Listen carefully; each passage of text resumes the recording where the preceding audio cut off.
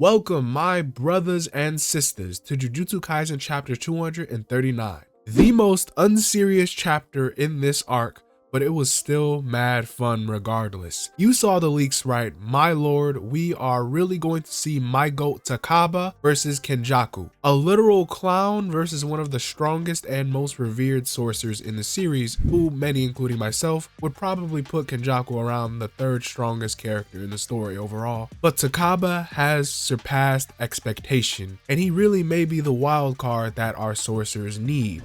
We can get one thing straight: we did not expect this. Gege cooked, but we did not order this. But I'm sure as hell about to enjoy the meal. This was a very interesting chapter. The change in pace was strange, but it is very cool. I think a lot of us expected, Mr. Left, Right, Good Night Itadori, Better Call Haguruma, the immortal gambler versus the top one Sukuna gagger, and the big guy himself, the king of off-screening. We expected complete octane fisticuffs or a unique domain expansion battle to nerf Sukuna, but instead we have to let Gege cook. This chapter is really highlighting aspects of Kenjaku's plan in action, so let's talk about it.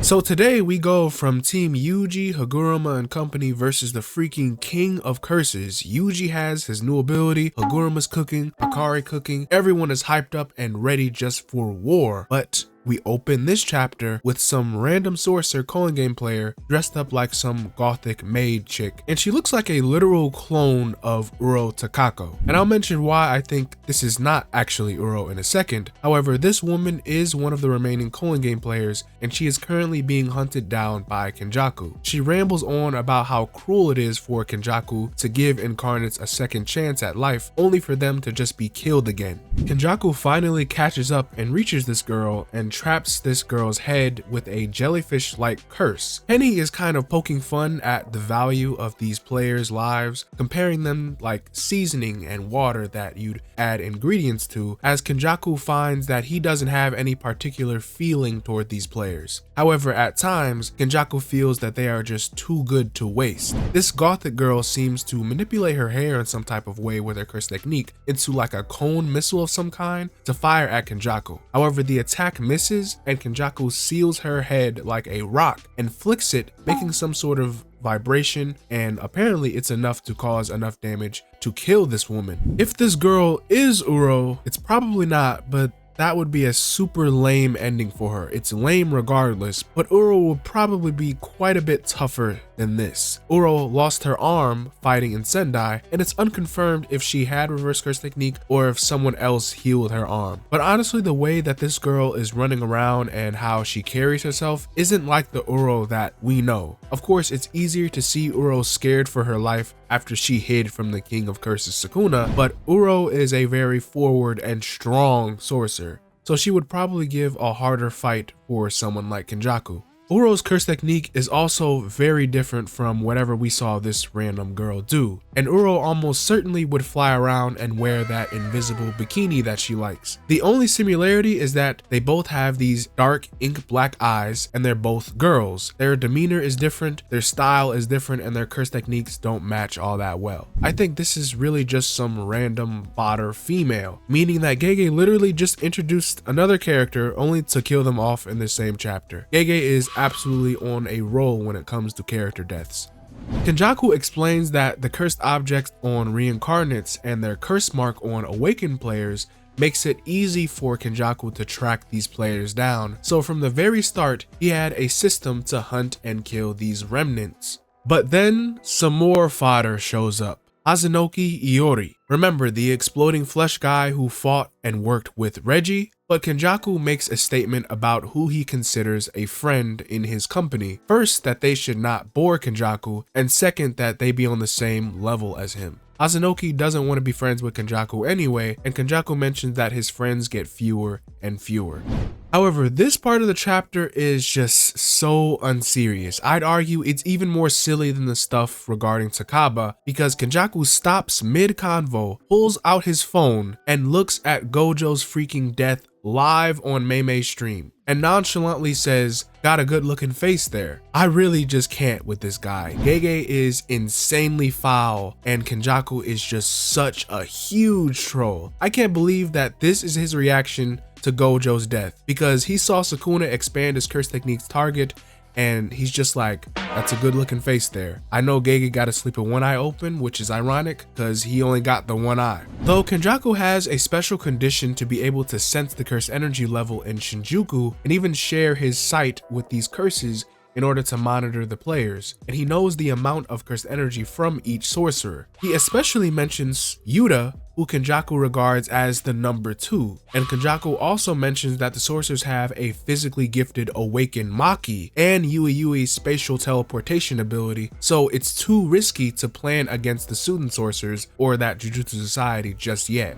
Just then, Kenjaku breaks the tension and jumps the ever-living hell out of Hazanoki with a swarm of curses. Hazanoki tries to fight back with exploding flesh, however the curses manage to literally pin him down and even pierce his neck, which is gonna be fatal. Kenjaku's true goal is to end the Coin Games by eliminating all players, and this is what was stated back in chapters 220 and 222. And with that as a binding vow, he'll activate the merging process of Tengen with all the people in Japan.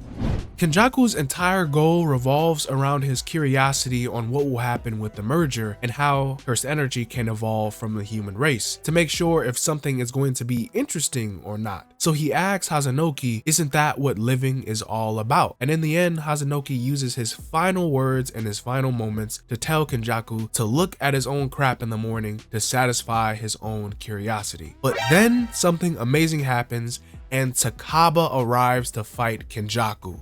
Obviously, to Kenjaku, TAKABA is a complete joke and quickly attacks him with a swarm of curses. All the while, Kenjaku thinks to himself, why did TAKABA show up alone, as the only modern awakened type sorcerer that Kenjaku is interested in is actually Haguruma. But from the smoke and the rubble, TAKABA emerges like a bad joke, and he's cursing out Kenjaku, and he managed to take on the attack like nothing. Kenjaku's mouth is completely agape and in utter disbelief. This is the most shocked that Kenjaku has ever been in the series, and probably in his 1,000 plus years of living. Something is very wrong here.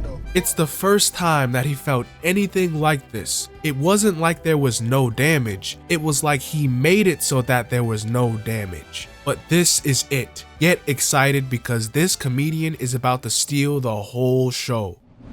Wow, so yeah, this is happening. TAKABA versus Kenjaku. I did not think that we're going to get here, but here we are. I'm not at all disappointed. This chapter basically solidified that Kenjaku will kill all the coin game players, and he has to remove the fodder first before moving on to bigger prey like the Jujutsu sorcerers like Maki, Yuta, Hikari, and etc. But TAKABA taking on Kenjaku before Yuta is kinda crazy. I don't know if it's a setup or what, but this is literally like a dream I didn't need to see, but I'm glad I'm seeing it. Yuta, he has to get out here because the streets calling him 5-minute fraudster, scared, coward, every name under the sun, and now a literal joke is fighting Kenjaku before Yuta, but I'm excited. Despite that, if we're reading the leaks right and if it doesn't get corrected in the newer translations, Yuta also got some pretty good hype as Kenjaku mentions him as the number 2, assuming that's in regard to the sorcerers of the modern era. Yuta is the second strongest, and that's really nothing new because he kind of leads the heavy hitters at Jujutsu High. Yuta doesn't seem much like a leader as of now, but trust me, he definitely has something cooking for us. Kenjaku also puts respect on Maki and Yui as special threats or persons of interest, so that was kind of cool to see, and it's nice to know that even Kenjaku is cautious of Jujutsu High's power. Some people may mention how Hikari wasn't name dropped, but Kenjaku still listed him as a heavy hitter in chapter 222, so don't give that too much thought, but Kenjaku definitely has his work cut out for him. This current battle could easily be a win for Kenjaku, like a no diff, and I wouldn't even think nothing of it, especially given the state of how many sorcerers are just getting rocked and demolished and folded left and right. TAKABA could just be another victim and another name. However, I really have this feeling that TAKABA is pretty damn special and really freaking strong. This is the only character in the series who breaks the fourth wall on the regular in verse as a gag, and he has a curse technique that is literally just toon force.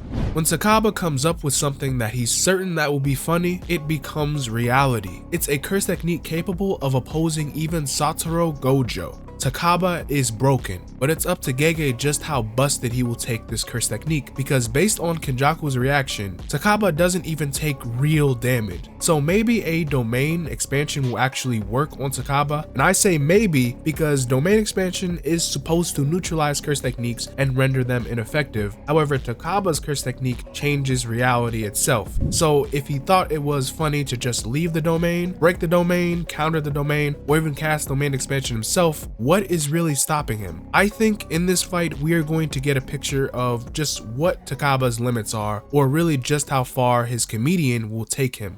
This is really like the most random fight, but it has potential to be one of the most raw fights if they really lean on to this TAKABA manipulating reality. I think it's pretty jarring how we switched POVs like this, but it really isn't anything new with Gege. I really feel like that we are fast approaching the end of this series, and these recent chapters have such a strange kind of quote-unquote taste to them, you could say, but I'll definitely go deeper in my review later in the week. Remember to share you guys' thoughts and theories about this insane chapter. How many actual chapters will you give TAKABA? Will he die? Will someone like Yuta step in? And just how crazy will things get? I look forward to what's going on next week, as there is no break at all. But this has been Anime Stand User, and I'll see you awesome guys in the next one. Bye bye.